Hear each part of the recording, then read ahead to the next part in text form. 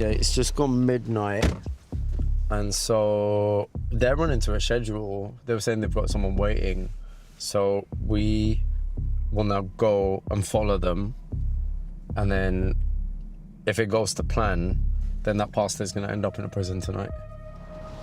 For the last few months, I'd been learning about how some inmates were grooming female officers amid a crisis of corruption in the prison system. All right, let's jump in the car. Right now, I'm following a gang in the process of delivering a package of drugs directly to a prisoner's window. You're getting parcels like 100 parcels a month. Like I'm not the one doing the whole 100 parcels. There's many people like me, do you know what I'm saying? These guys are part of a much bigger organised crime operation that involves a network of dodgy officers, drugs, and millions of pounds. But this investigation didn't start here. That's how we live at Wandsworth, man. Yeah? It all kicked off a year ago when I was sent a video of a prison officer having sex with an inmate. Guys, we made history, that's what I'm telling you. They want it to be posted, that's what you're saying to me. They want to go viral, innit? Yeah? It set me off on a mission to uncover what is really going on inside our prisons. And then once you do something for them, then you're in their net. I found an epidemic of officers being corrupted by inmates. Got a groomer. How else are you going to get them on side? Which led me to a much bigger story. I was so deep into it and I did realise I'm in big trouble. Involving claims of corruption that go to the very top. In order for somebody to do something, everybody has to be paid. Now I want to know, how much control do organised crime gangs have over our prisons? That is the prison guard's car on fire. And what are the risks to prison officers willing to stand in their way? I'm an officer at HMPL course. There's been a car set outside my house all weekend, just in fear for my family's life. I ruined so much just to prove a point.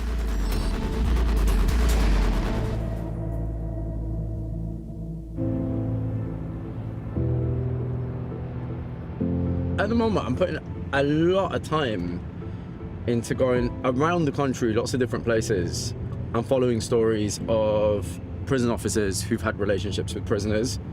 But the vast majority have just been a door slammed in my face. So far, I've spoken to one former female officer and her partner. They worked together to smuggle in contraband when he was still a prisoner. Bigger than me and her, you know what I mean? You gotta be getting the security governors, you gotta make sure everybody's kept sweet. Was their story isolated, or was corruption of senior staff more ingrained? As I waited for a lead to come through, I reached out to someone who was all over my timeline. Morning, guys. Sunday morning. I hope you have all had a good weekend. Jamie served time in 28 prisons for convictions including a serious assault. Muffin there. Can you speak to me 2 seconds? Jail tells. These days, he spends his time speaking directly to recently released inmates for his social media channel. It's called Jail Tales. You want me to drive? Get us there quicker. I've been building a picture of how drugs are getting into prisons. So now I want Jamie to give me an insider view on exactly what is driving demand. Is this your full-time thing now? Yeah. Yeah? Most of my days I'm like going here, there and everywhere to try and get videos. I get thousands of messages a week, like, and a lot of the time I get people saying, mate, I love what you do. You've stopped me from doing this. You've helped me on this. Jamie wants to show his huge online following the hidden impact prison can have on inmates. The first ever time I tried opiates or heroin or anything like that was in 2011. Loudon Grange, BCAT prison, rough jail, life is over 10 years and stuff like that. Paint a bit of a picture for me, like tell me how did that happen in jail? It's anything in prison to get your head over the wall. You're sick of being in jail and you want a day out, let's get off our heads and take drugs. I had a pad mate. I said, how do you sleep so much? And he said, I'm on methadone. And I'm like, what? I said, how'd you get that? He went, I was drinking in the morning. The next morning, he was spitting in a cup and bringing it back, and I was sharing it with him. And then about a week later, I remember saying to him, get me some of that, and I've got gear, someone's got gear, jumped on his gear, and I'm like, what does it do to you? Exactly the same thing as that does, methadone. So I went and, he went and got heroin, and... So that was the start of it? I was injecting for a year, yeah. It did take over my life. if you've got an environment that is conducive to, you know, people starting to use heroin who haven't used before, that doesn't sound like it's part of a process of rehabilitating. Well, you're not going to get rehabilitated properly with what's in the prisons. Today, Jamie is planning to film inmates leaving one of the prisons he's done time in. Guys, we are now on a quick dash to HMP Kirkham, so I'll see you in a minute. Before we can even get out of the car, someone recognises him. What's he saying? I was assuming it was someone that follows him online, but these guys weren't exactly looking for an autograph. Grass just shot you in your face, you little rat. Yeah, you don't scare me about getting out of the car. I'm not scared about getting out of the car, you're mad. I'm filming for your sake, because if you find me, I'm not arsed about getting out of the car. If you just want to find me, we'll fight. I'm more bothered about these. If you want to fight me, come around the corner. Yeah, my safety. Tell me to get around there. My safety, yeah, all right, all right. Come in the car. And I can't wait till you put your video up as well. When you put your video up, I'll react and tell you you've been told. Sound, sound, sound, sound, sound, sound. Yeah. Yeah. All right. You're fine, Jamie, you're fine. A grass, you told me to get around the corner, but you couldn't come around the corner. Yeah, all right. Yeah. Jamie, you're fine, you're fine. Explain that level of aggro, why this up pissed off. In 2021, someone shot me from mum's front door, yeah? Was someone convicted? 20 years and 18 and a half years ago. 20 years and 18 and a half years? Yeah. So proper long sentences? Shot me with, 9mm from mum's front door. Do you know why they shot you? Because I've given them a good hiding in the pub an hour before. When I stood in court, but I didn't say no one's names.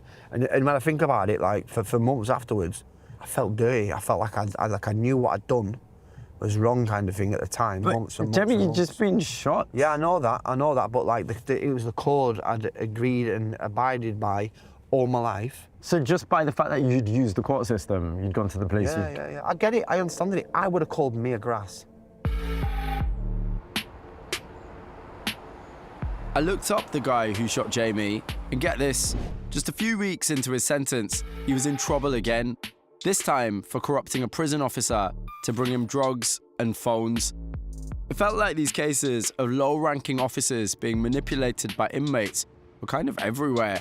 But then a story broke that took things to a whole new level. A former prison governor has been found guilty of misconduct in a public office for having a relationship with a drug-dealing gang boss locked up in the jail she ran. Kerry Pegg, who is 42, was told by a judge at Preston Crown Court that she will serve a custodial sentence. When he applied to be temporarily released before the end of his sentence, she approved Anthony Saunderson's request without having the authority to do so.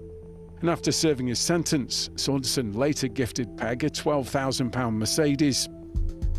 So this is a governor that's been corrupted. It's not just a regular prison officer.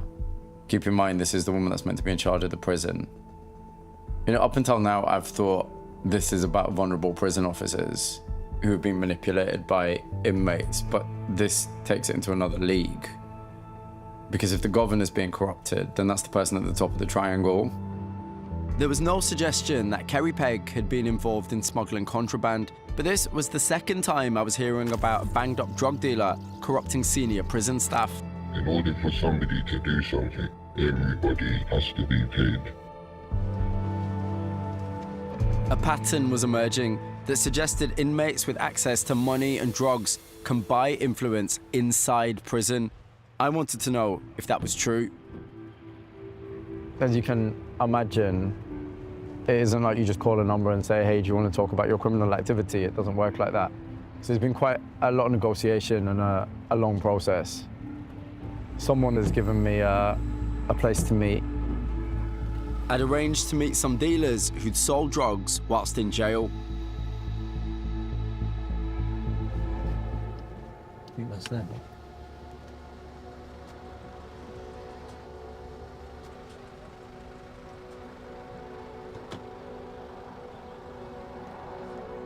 Put them cameras down, yo, and just follow us, yeah? Yeah, Perfect. Camera down. Perfect.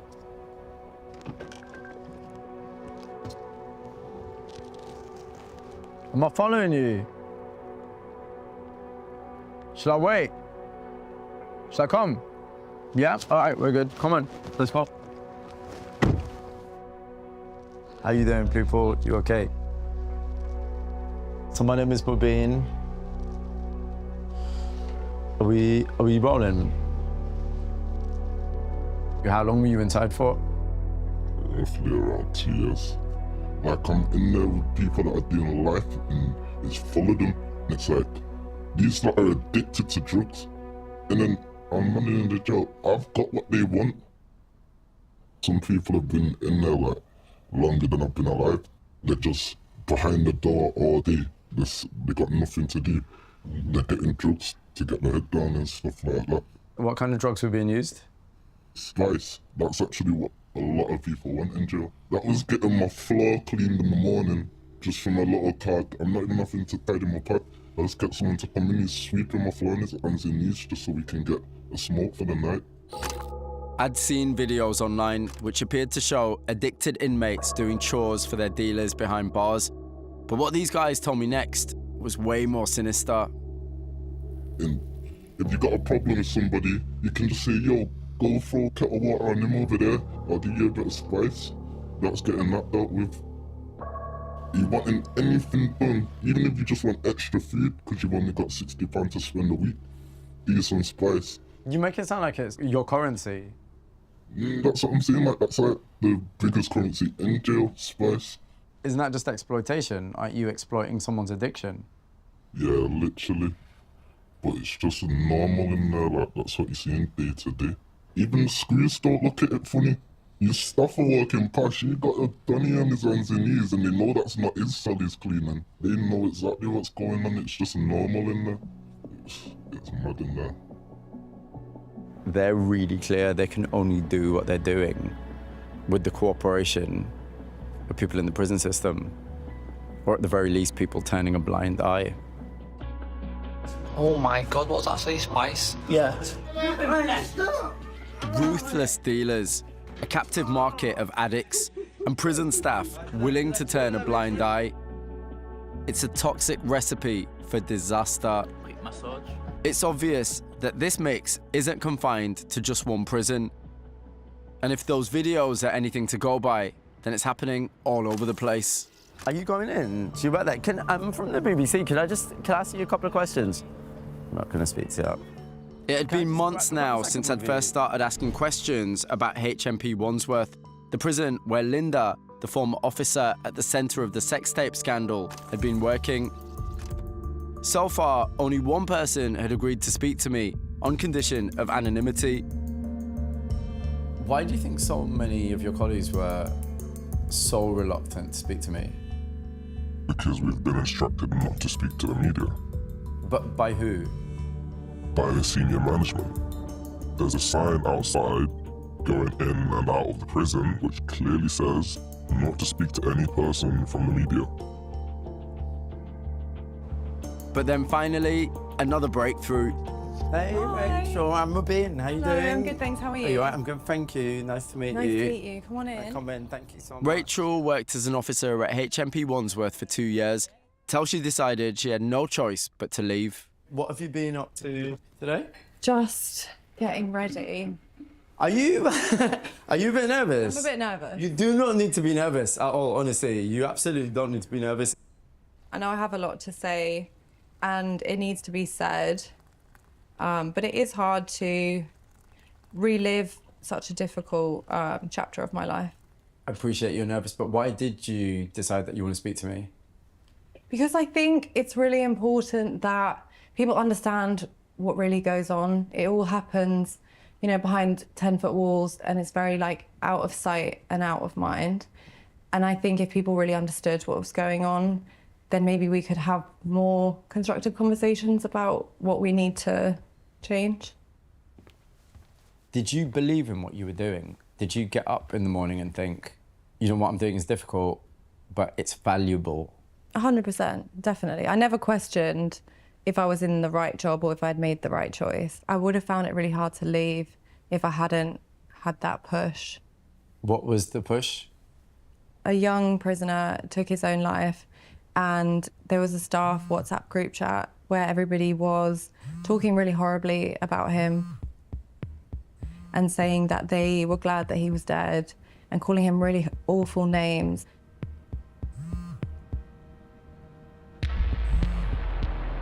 One person said that they hope he suffered while he died. I was disgusted by the messages. It wasn't just officers. Multiple people throughout the hierarchy didn't challenge it in any way. And I did look at those people differently and think, do you think that it's okay? Or do you think it's wrong, but you don't want to ruin your career by speaking out? So I thought, this is endangering other people in my care. I have a duty of care to these people. So I knew I was going to report it. What happened? 2 people who had made sort of the most egregious comments were suspended, and I was called up to meet the governing governor and the head of security, and they said, we need to move you off of your unit because you're not safe. And I said, I know my prisoners very well. I've worked there for 2 years. I'm happy to challenge their views on snitching. And they said to me, no, you're not safe. You're at risk from staff. You're under threat from your colleagues. There's an expectation that you don't speak out against other people. And it obviously did put a bit of a target on my back. And there were quite a few occasions where prisoners were saying to me, stand up for yourself. Like, why are you letting them be so rude to you? So it just was very uncomfortable for me now to be in a position where the only people defending me are prisoners. I got in touch with HMP Wandsworth. They told me they investigated the comments and dismissed 2 officers. If you found yourself in a situation where the prisoners are the ones that are kind of sticking up for you, did that leave you vulnerable to them possibly thinking that they might have control of the situation? It absolutely is a situation where you're vulnerable to being corrupted, and it's spoken about in training as one of the key factors, being a split between officers, and that they'll see that and they'll pick up on that. Look after yourself. So nice to meet you. Take care. You too. All right, thank you. Thank Have you a very good much. afternoon, all right? I really think Rachel was trying to do the right thing in a job. And by her doing the right thing, it meant she was forced out.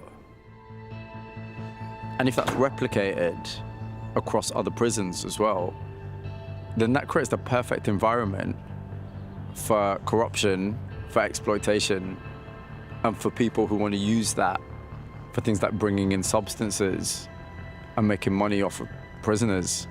It is the perfect storm.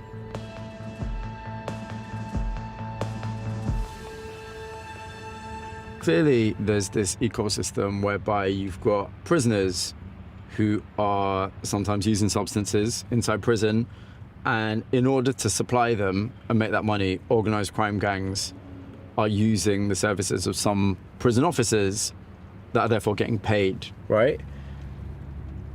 I'm interested in that whole world, and I've got a contact that's put me in touch with a group of people who are part of that chain. So in particular, they're manufacturing spice.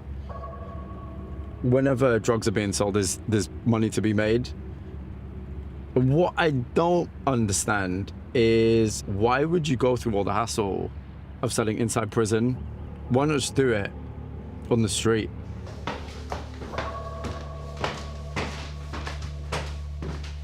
You all right? How's it going? So what is happening? Is that spice? Yeah, spice liquid. I can smell it actually. So you got a little assembly line, little factory going on here. Yeah. Is this for a specific contact? Do you know where it's going to? Or is it just a constant demand for it? We have our regulars, but there are new people all the time shouting us for this thing. It's a big market, there's a lot of money to be made. Once they get it in, they can charge whatever they want. If they're the only one with it and people need it, people want to pay whatever price it is. It's a supply and demand thing. Yeah. Videos of people using spice in jail are all over socials. It's thought to be one of the most used drugs in UK prisons and has been blamed for a rise in violence and prisoner deaths.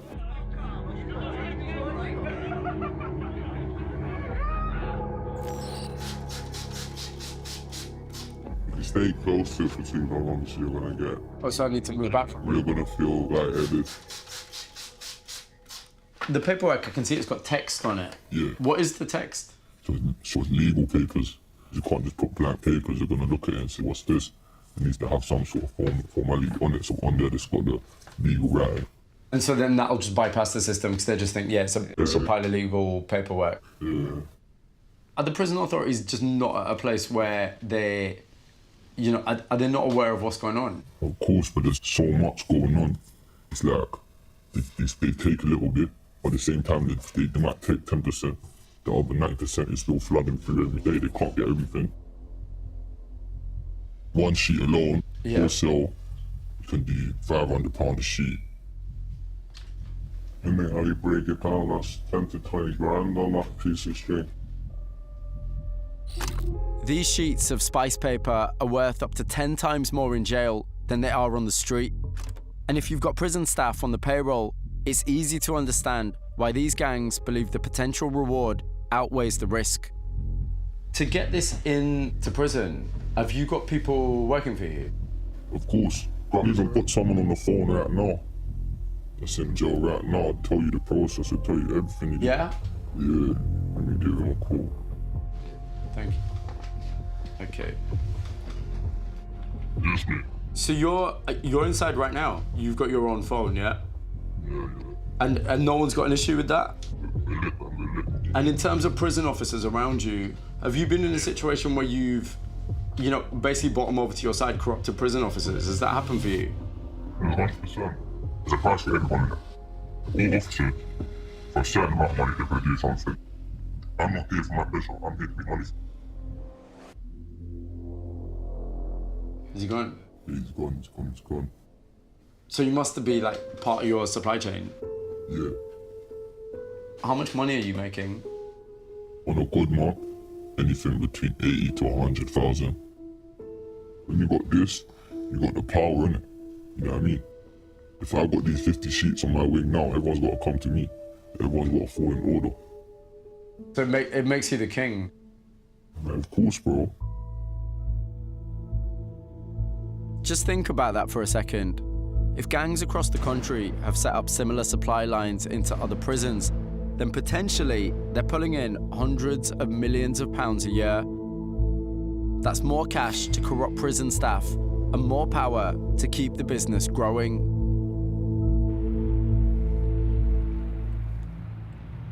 There's enough people that I've spoken to now who have been really clear that they supply prisons with drugs. And the story is the same. Those people are not saying that when they get a new sentence, their lives are going to fall apart and they're thinking about rehabilitation and a new way of life. They see it as a business opportunity because they want to supply drugs. And if they're in the inside, then they can do that.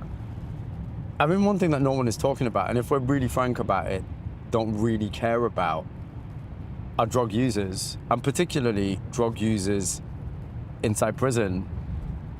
But that's an important part of that equation, that none of this would be possible without them. And there is a human cost to that stuff. So I think it's really important that it's considered. 32 deaths. What's it gonna take? These families have lost loved ones because you're smuggling drugs into that prison. Since 2022, 32 inmates have died in this jail.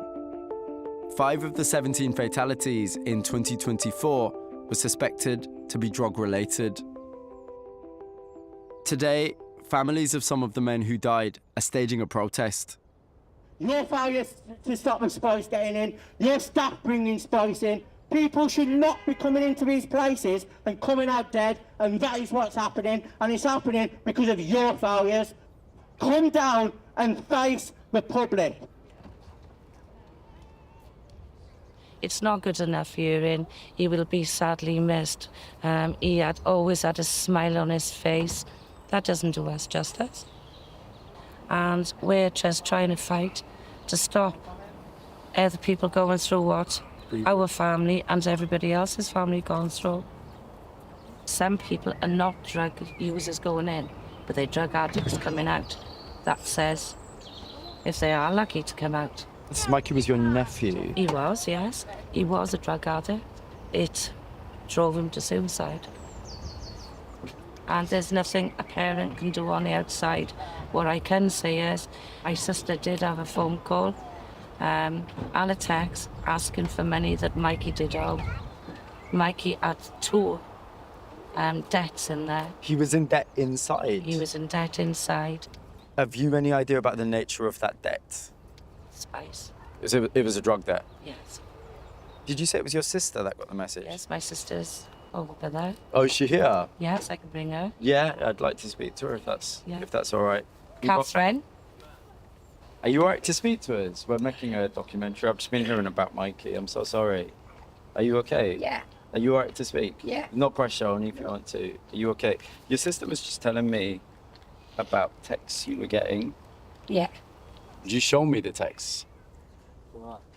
Yeah. There's one. Can I read it? Is that all right? Yeah. So then they've got a name and the bank details. Yes. Have I got to pay you 250 quid, you've asked? Yes. That was my instruction, but I appreciate that you've not heard it from your son yet. It's just so wild that someone would be so brazen to text you and just say hand over 250 quid for, you know, a drug debt, which shouldn't have occurred in the first place because there's meant to be no drugs in there. Did you end up paying the 250 quid? I told her to fuck off. Excuse my language. No, I that was told her to fine. fuck Yeah, yeah. off. I'm not paying no more. And I did say to Mikey, enough is enough. I am not paying anymore. You could stand on your own 2 feet, and I gotta live with that now.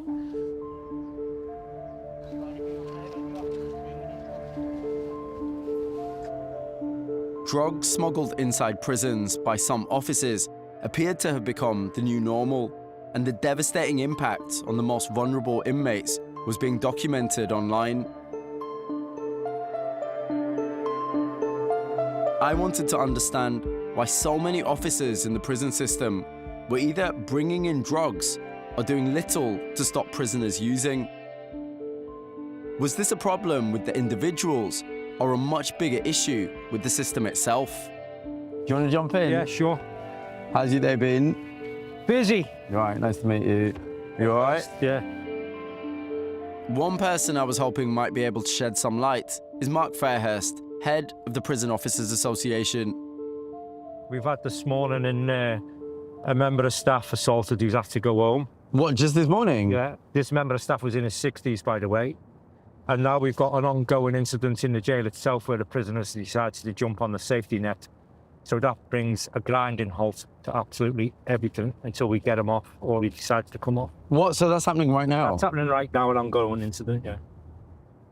I'm in my 34th year. I'm used to it. I know what to expect. And you know what you're doing. I know how it's changed. It hasn't changed for the better in any way whatsoever because of lack of investment from successive governments over the last 20, 30 years.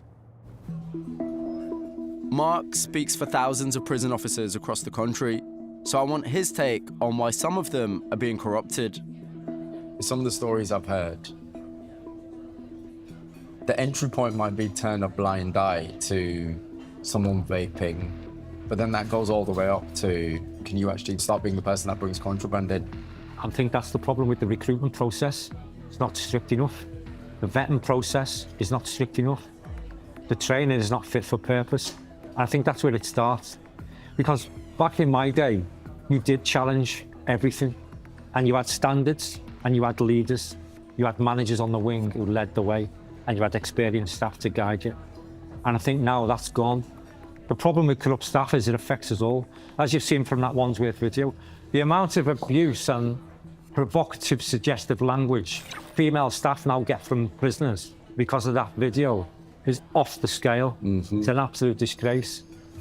A lot of the conversations that I'm having with people that are serving as prison officers at the moment, they're painting a picture that is really, really bleak. And so what do you see as the way out? What do you see as the fix? I would double the amount of staff in every prison. And that way, it's very difficult for corrupt staff to operate. Do you think it's going to happen? I think if it doesn't, the system will crumble entirely because more and more people will leave. We're on the brink now.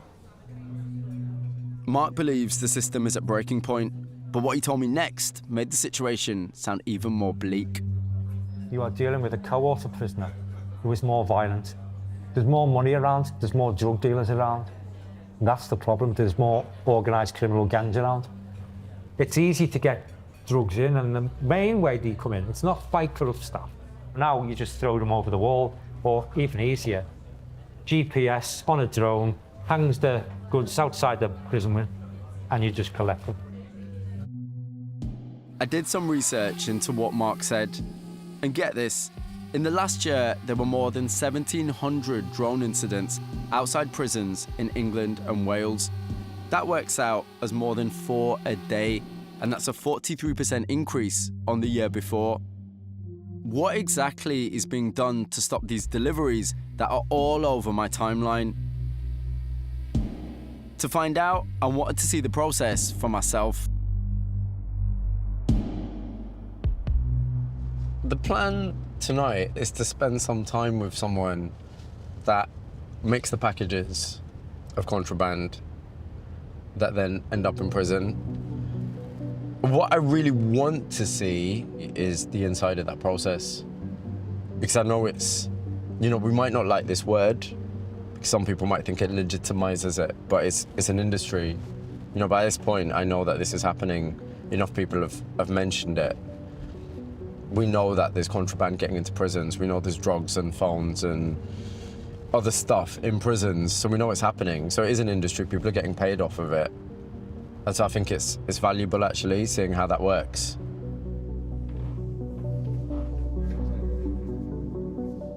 How you doing? I'm Mubin. What do I call you? Bricks. Bricks. Bricks is putting together a package that will be flown into prison tonight. This one's just tobacco, some razors, some chargers. It's a light one, but obviously still, when broken down right, it's a lot of money in jail. It's thousands of pounds. This actually special order, someone's ordered mushrooms. Obviously this is probably what the biggest craze is right now. It's just that paper. Is that spice? Yeah, it's laced with spice. How did you get started in this? See, I went to jail a few times myself from a young age. Obviously, you get exposed to all the different avenues of making revenue. So obviously, there's risk to reward to everything, so it's just pick your risks. Can you put a figure on how much money you made when you were inside? Touching 6 figures, I've seen man that made $1 million in jail. It's not hard if you know what you're doing. Hang on, did he just say £1 million? Seen man that made $1 million in jail. How are these gangs managing to make that much money without getting caught? So talk me through what happens when it leaves here. What is the process? Obviously, it goes to my people, driving near a prison. It's flown into the prison. When it goes over the prison wall, how does it physically then get into the hands of the person that wants it? You get a flashlight and you put it on outside your window, and a drone pilot can see which window has the flashlight on. When it all goes well, go to someone's window and they'll grab that. It'll usually be a grabber. So that won't even be the person that's paid for the stuff. Because if they've seen that in the air, they're going to want to spin that cell in the morning. So you wouldn't want to risk that. So you usually got someone with a spice there, or some form of drug there. They'll be the grabber. They'll get their window smashed out. So they can stick their hand out at night and boom, bam, bam. Are you doing this to a particular schedule? Is someone waiting for you? Is that right? That's why we need to wrap this up, because... Okay, fine. How much money would you make from that? Depending on the size, what's been put in that box right now, you could get about, if you push it, 7.5 to 8 grand. Yeah, stop rolling now. Okay, we can cut. I have no idea where we're going or what prison this is for, but it seems like a big operation with a whole chain of command. All right, let's jump in the car. Come on.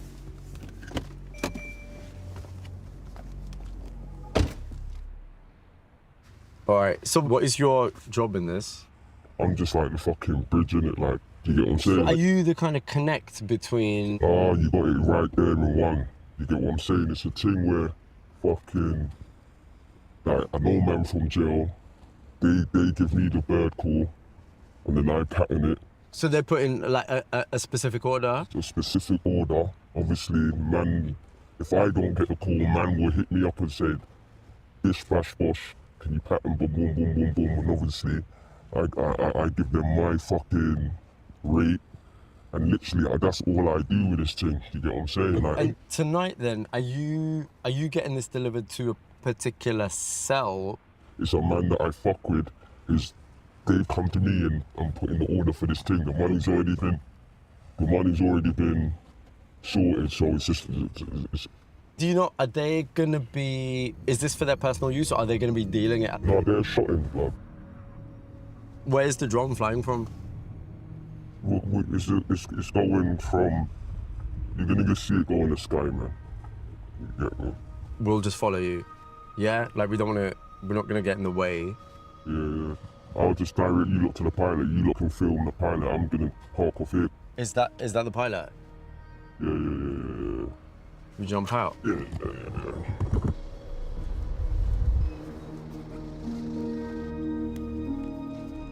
Flying a drone within 400 meters of a prison is against the law. If caught, these guys could face up to 10 years in jail. With that in mind, it felt nuts that this was all going down in plain sight. So I guess when this happens, you just want to be like in and out as quickly as you can. Yeah. I feel vulnerable right now, blood. Yeah, tell me about it.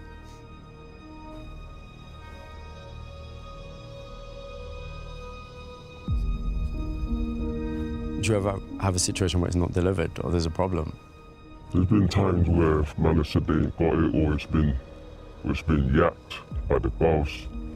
There's people that you're getting parcels like about 100 parcels a month. But I'm not the one doing the whole 100 parcels. There's many people like me, do you know what I'm saying? You know, for this package, have you already been paid? Yeah. How much have you been paid for it? £2.5 quid. 2.5 grand? Yeah. For this one parcel? Yeah. And that's just your cut? Yeah, that's my cut.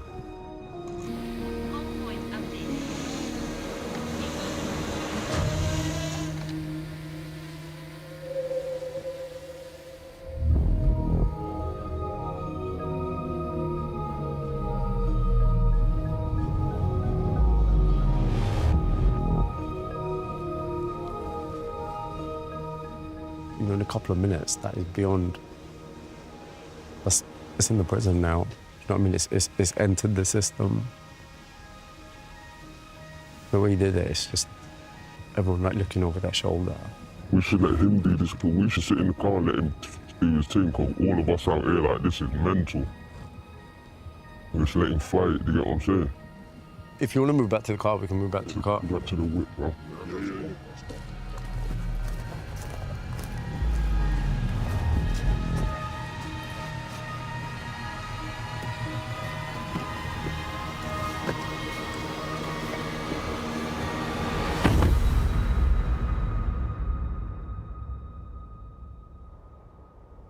It's now 1:29 in the morning.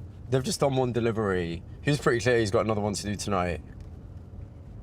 And that's any given night in London. And he was really clear at the start of the night. He said there isn't a prison in the country that they can't get stuff into. It's a lot bigger than a few people that are doing this as a little enterprise. I've now been working on this story for a year.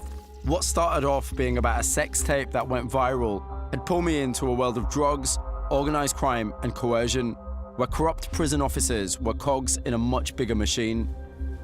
Everybody has to be paid. With millions of pounds at stake for the officers and inmates who've made smuggling contraband their business. And then how you break it down, that's 10 to 20 grand on that piece of string.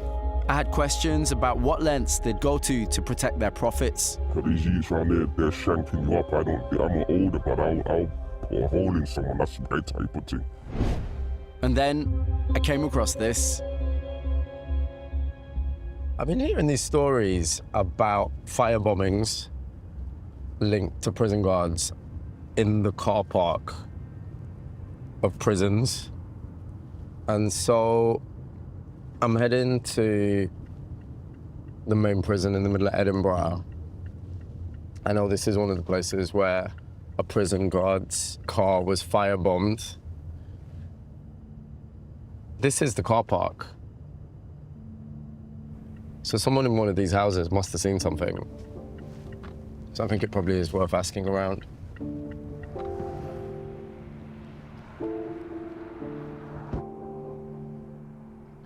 Kind of obvious, but no one was going to invite me in for a cup of tea to chat about cars being set on fire in their neighborhood. The locals were terrified of becoming a target, but one woman did agree to speak to me off camera. She's really clear that they're scared of reprisals. She says that they spoke to some prison staff who told her off the record that they'd seen people come on the prison CCTV, and these people came and targeted the car, and that's when they worked out that it was a targeted attack. And the car wasn't just a random car, it isn't, you know, someone just parked there. It's one of the staff, it's one of the prison staff. And then she told me about the fire, and she said the night it happened, her family group chat just popped off because she filmed this. That is the prison guard's car on fire. Can you hear her? She just says, "This is terrifying."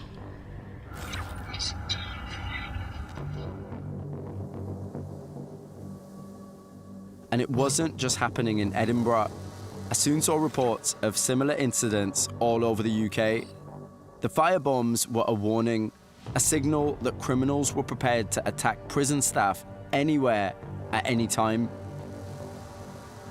With concerns reaching unprecedented levels, a new story hit the headlines that seemed to confirm many people's worst fears.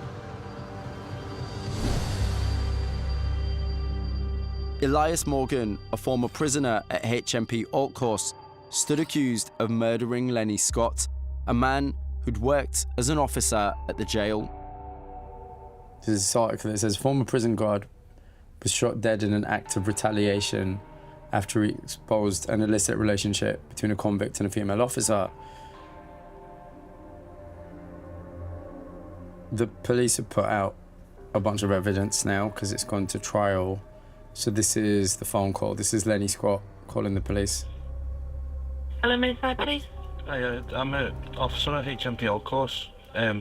I've just been informed that there's been a car set outside my house all weekend. Right, okay, so what's your name, please? Lenny Scott. And who's made the threat? Elias Morgan. I've nicked him for the phone. Just in fear for my family's life, that's all. Before this call, Morgan had offered Lenny £1,500 to turn a blind eye to his contraband phone, but Lenny refused to be corrupted. He said he's got lads everywhere, so he says he's described my vehicle and he's described my house and what my girlfriend and twin boys look like. He's got everything to a T. He knows, he's described everything. He's so obviously asking for help. It's not as if he kept this to himself. And there's one point in there, he says, it's not about me, I can handle whatever. You know, he's worried about the rest of the family. And then not so long after that, he ends up dead. And I think this is it's a different league to everything else we've been looking at. The contraband phone that Lenny seized didn't just incriminate Morgan. It led to the discovery of a relationship between the inmate and a female prison officer named Sarah Williams. And I phone he had, so, and he reckons it's going to incriminate him, so that's why he's going to these lads.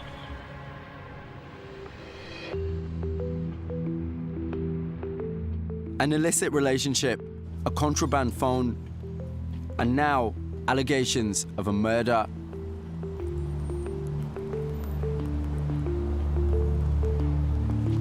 The trial was still underway, so that was my next stop.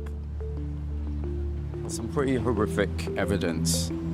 Lenny Scott's dad, so Lenny Scott being the prison officer, and his dad tells this story about a conversation he had with his son one day about being threatened. So after he'd confiscated this phone that was found in his cell, Elias Morgan apparently said to him, "I'll bide my time, but I promise I'll get you," whilst making this kind of gun sign with his fingers. "I'll bide my time, but I promise I'll get you." And then Lenny goes on to explain, he said to his dad, "That was my job. I wasn't doing anything other than what my job demanded." Now, the fact of the matter is, he's now dead. And so whatever happens, at this trial, it paints a pretty horrific picture of what's going on in the prison system.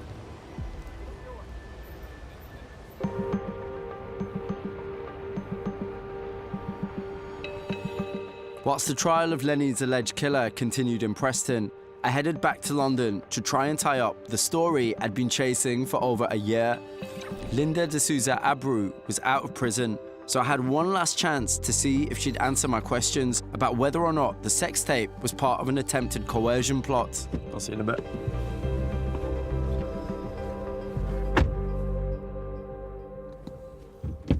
So I think she was home, which is something, but she wouldn't speak to me. She didn't get in front of me. The other half did, and he said, look, she can't speak to you. And so then we went down this path of, okay, she can't speak to me, but what does that mean? No, she can't speak to. Okay, she can't speak to me because she's not allowed to, or because she doesn't want to. No, she's not allowed to. Oh, so it's legal. Yeah, she can't speak to you legally. So then I said, look, I know how license conditions work. If it's a condition of her license that she can't speak to the press, then that's going to be over at some point. That's going to expire. When is that expiring? I don't know. So there's part of me that kind of feels that ship might have sailed.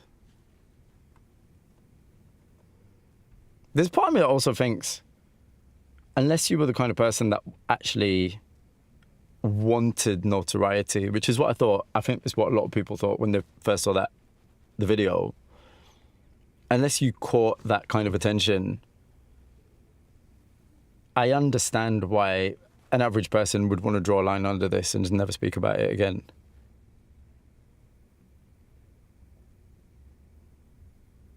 But the flip side of that is, I think, given that she was in public office, given that she's been convicted, I also think she's got a responsibility.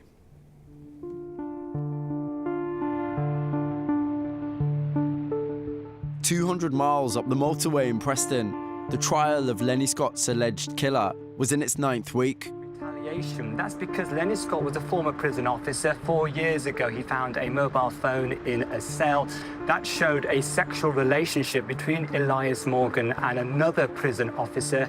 He was offered money to keep quiet. We're in Preston. It is the last phase of this murder trial. When this started and there was all these very tabloid headlines involving a prison officer and a sex tape, I think a lot of people just thought, isn't this funny? And this very salacious and silly. I don't think anyone really thought about the thread that runs from something like that, which you can describe as prison officer corruption, and something like this, which is a murder trial. But there's definitely a thread there. The outcome of this trial had the potential to send shockwaves across the prison service. The jury's been sent out, so there's going to be a verdict imminently, whether it takes a few hours or a few days. And Lenny, the prison officer that was killed, I did speak to his mom. And I don't want to jinx it, but she says she does want to talk. She says it's dependent on what happens with the verdict. Of course, no one knows what is going to happen. But she says she thinks it's really important and she does want to talk. It's not about one individual, is it? It's about an entire family like that being ripped apart. As the jury deliberated, I thought back to the months I'd spent speaking to prison officers, some of them complicit in corruption. You made a lot of money. Yeah, and I spent a lot of money because you can't keep up with the amount you make. Others chose to turn a blind eye because they'd lost faith in the system. I'm not trying to hear it. I'm not trying to get involved. My job, go in, do what I need to do. If you walk past the store and you smell a bit of couldn't care. And now, details of this case suggested that doing the right thing could be fatal. It was an act of revenge on a prison officer who was doing his job. Today, Elias Morgan from Liverpool was convicted by a jury who took just over 5 hours to decide he was guilty of murder. 2 days after the verdict, I got a call. Lenny's parents were ready to talk. For safety reasons, we're meeting at a neutral location. What I want really is just to understand what Lenny went through. Because this didn't happen overnight. It happened over a period of years, actually. It was a long, long period. At the trial, the court was told that Lenny had confided in his parents after receiving threats from Morgan. So you wanted, it was just black coffee? Yes, thank you. And that's got 1 sugar in it. I wanted to know what Lenny had told them and understand his experience as a prison officer at HMP Alt Course. You feeling okay? Yeah. Okay. So as I said, just at your own pace. Yeah. And just, if you want a moment, you take a moment. Yeah.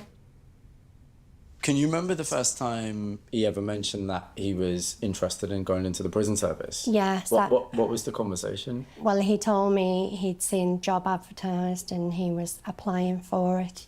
He said it was the type of job where he thought he could make a difference. I'll be able to help with rehabilitation, etc., etc. So he thought there was an obvious public good that he could do with it? Oh, yes, very much so. You know, once he started that job, can you remember what his first few weeks were like? Was he excited? He loved it, yeah. He really liked it. All his training. Thought it was everything he wanted it to be. Did he ever speak to you about seeing things, hearing things, you know, about corruption? How did he feel that was being dealt with? There did come a change at Alt Course for him. He would just say there's corrupt prison officers that are sort of giving in to the prisoners' demands of whatever that may be. He didn't go into detail. No. He said to me at some point that it feels like I'm being a pest to management. It's as if they want me just to go, oh, just leave well alone. But Lenny couldn't. He just couldn't do that because he wanted to do his job properly. Can you remember the first time he told you about any threats? He spoke to me, but he always put a humorous spin on everything, Lenny. He never wanted to worry anybody. What was the response when he spoke to his work? What did they do or say? He did feel like he wasn't supported by management. He said, oh, they don't think it's, you know, serious, it's deemed as low risk. 4 years after the threats, Lenny was no longer working in the prison service, and the inmate who threatened him had been released. On the evening of February 8th, 2024, Lenny has been training at the gym. By the time he leaves, Morgan has been waiting for him for almost an hour. As Lenny stands talking to someone in the car park, Morgan approaches. He shoots Lenny 6 times at close range.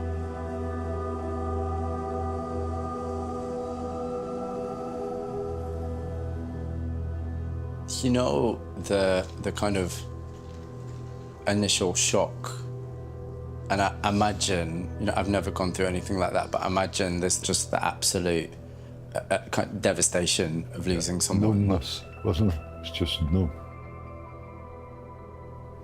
He did nothing wrong. There's a saying, if you live by the sword, you die by the sword. All he did was his job. Why do that? Why ruin so much just to prove a point of retaliation for him? Remember, the chain of events that led up to this moment began at HMP Alt Course. Analysis of the contraband phone that Lenny seized from Elias Morgan revealed a relationship between the inmate and a female prison guard named Sarah Williams. How do you process that it started with someone having a relationship with a prisoner and it ended, you know, here? That's where my problems with Alt Course are, that why was she allowed to have relationships with 3 prisoners? Why was she allowed that even after people told them that she was corrupt, that was she allowed to carry on? So they're my questions I have for them. I would like to ask Alt Course a number of questions around it. once you've got a corrupt officer, it puts every other member of staff at risk. At risk, yeah. And that's what he was against completely. I mean, at the end of the day, if Lenny had turned a blind eye, we wouldn't be having this conversation. But that wouldn't have been Lenny. It just wasn't him. It just wasn't him. I'm really grateful for you both speaking to me. I really am. I know this is not. Sorry if when I You got do up, not need to sorry. be sorry at all, honestly, not for 1 second. I know this is not a nice conversation to have, so I'm really, really grateful. Thank you so much for speaking to me.